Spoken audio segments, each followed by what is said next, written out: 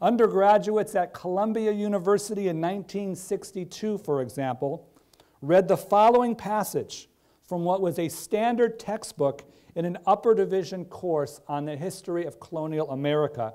And for the sake of non-self-incrimination, the quotation begins here.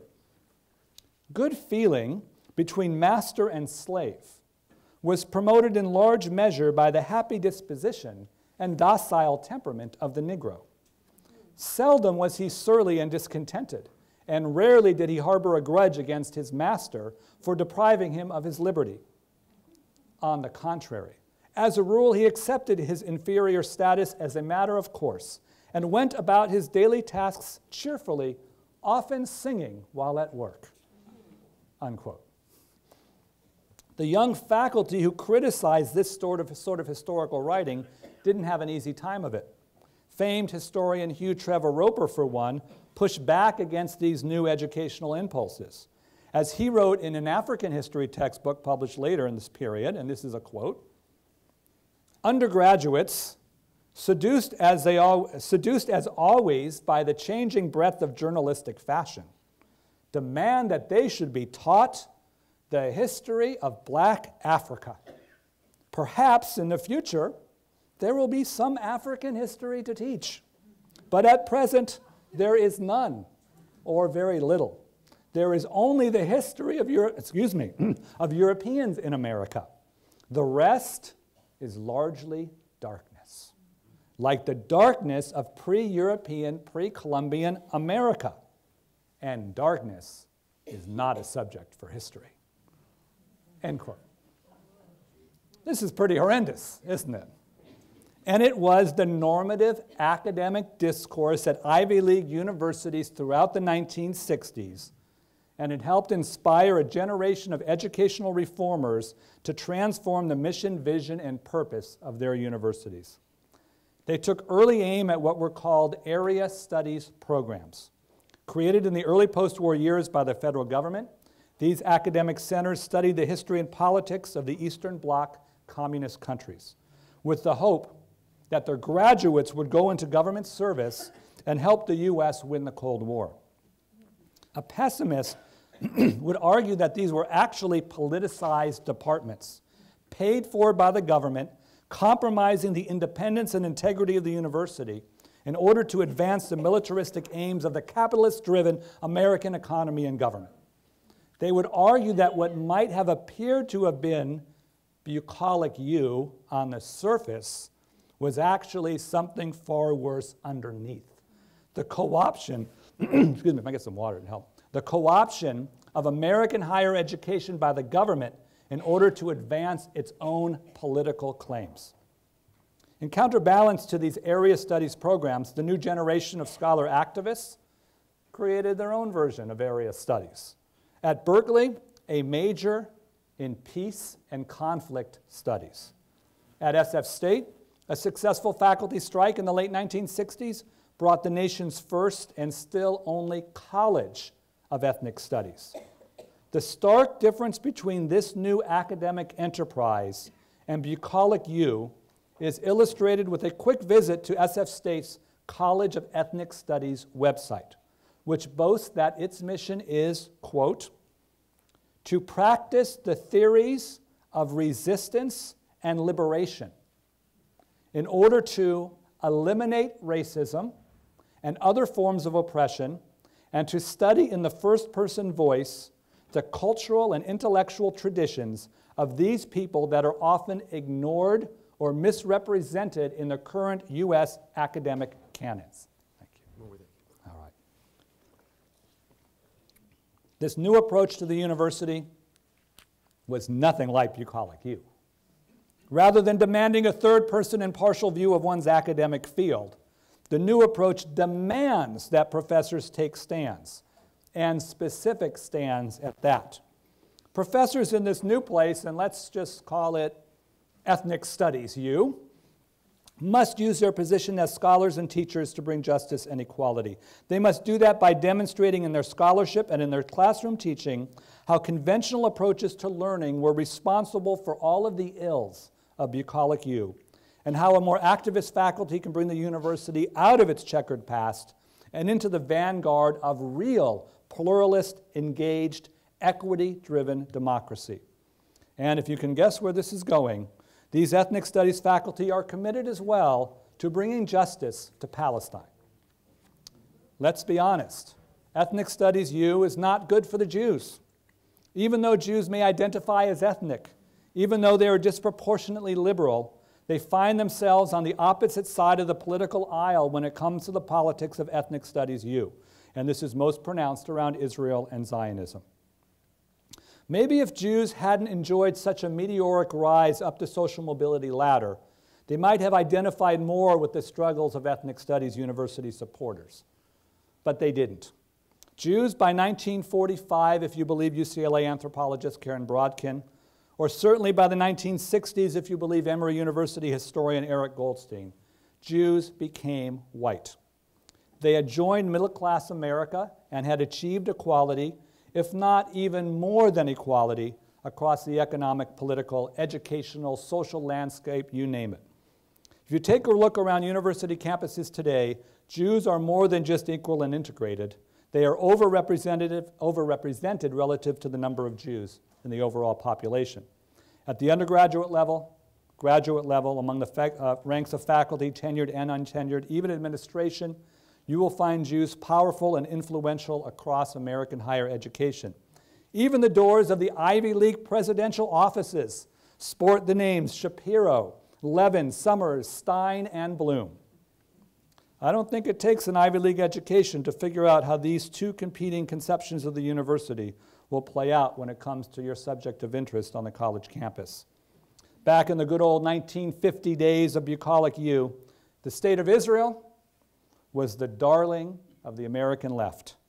It was a socialist, communitarian, democratic nation forged by a persecuted people in the wake of the most catastrophic moment in their history. If ever there was a definition of insiders and outsiders in the 1950s, Israelis were outsiders. They were struggling against the British in order to get their nation, then against the combined Arab armies to secure it, then a war every few years just to keep it. But in the 1960s, when all of these changes were occurring in American politics and at the American university, it all flipped. Right after the 1967 Six-Day War, Palestinian Arabs living under Israeli military control became, in the eyes of many, if not most American leftists, the new persecuted minority. They became the African Americans of the Middle Eastern civil rights movement, while the Jews, the Israelis, now emerged as the new white oppressors.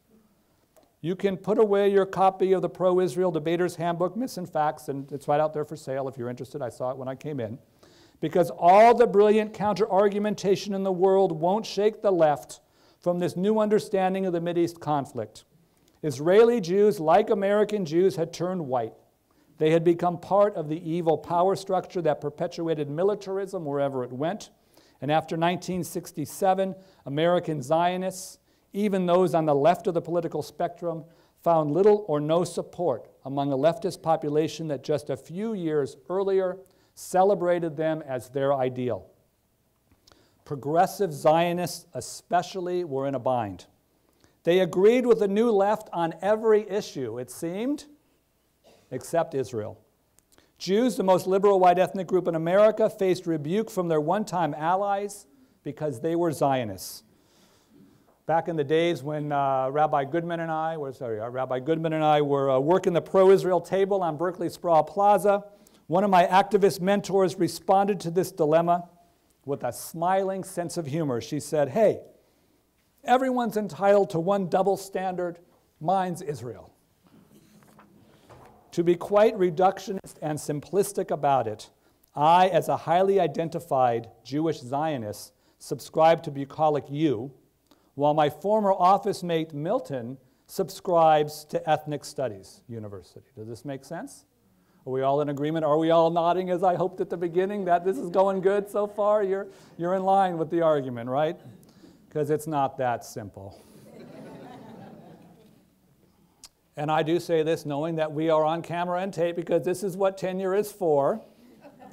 Please don't tell anyone, but I'm actually a supporter of Ethnic Studies U. When I was teaching at Pasadena, I happened to join a conversation with a group of colleagues who taught a block course to over 100 undergraduates in the humanities. Very few Jewish students studied at the college, and the block class included a unit on the Holocaust. As I walked by this hallway discussion, I learned that they invited the national head of the Jewish Defense League to be their expert on the subject of anti-Semitism. This is not, by the way, the ADL, the Anti-Defamation League, whose leader I know is here today. Sometimes they get confused. Please do not confuse them. This is the JDL, known for its mottos, every Jew a 22, and stay alive with a 45. I was shocked to learn of this invitation. The invited speaker had no academic training and had absolutely no educational background. In fact, he had an arrest record a mile long, including charges later dropped that he had committed murder. After just a few follow-up questions, I learned that they had invited this speaker for his shock value. He had, I learned, lecture and courses in previous years.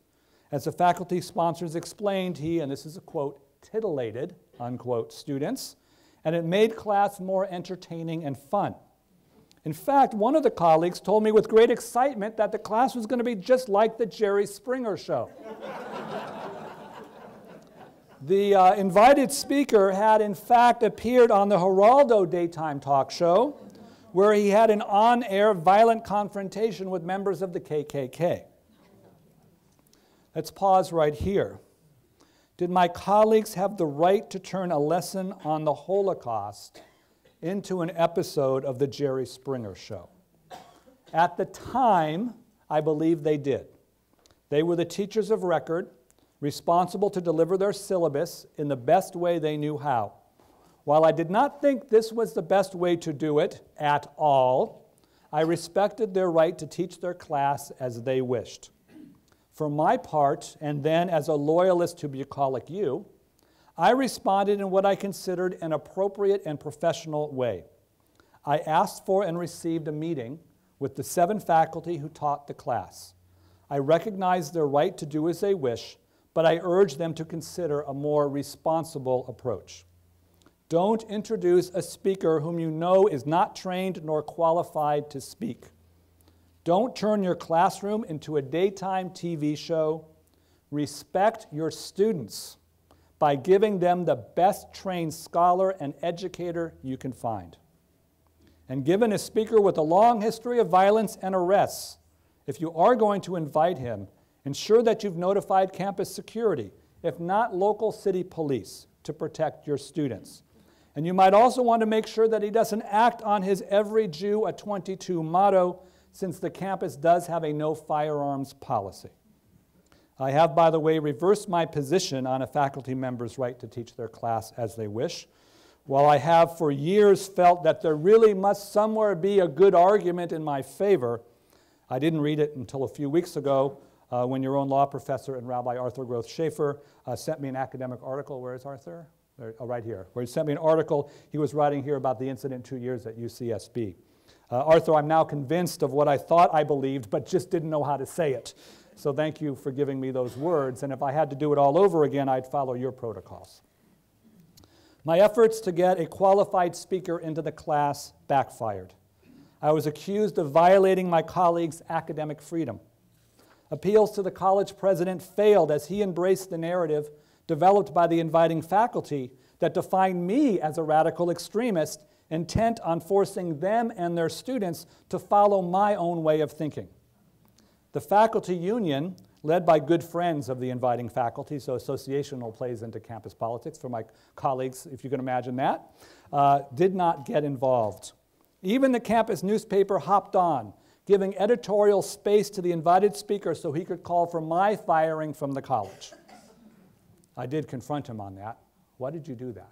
Turns out he was the babysitter of the children of the invited speaker many years before, so it was quite associational.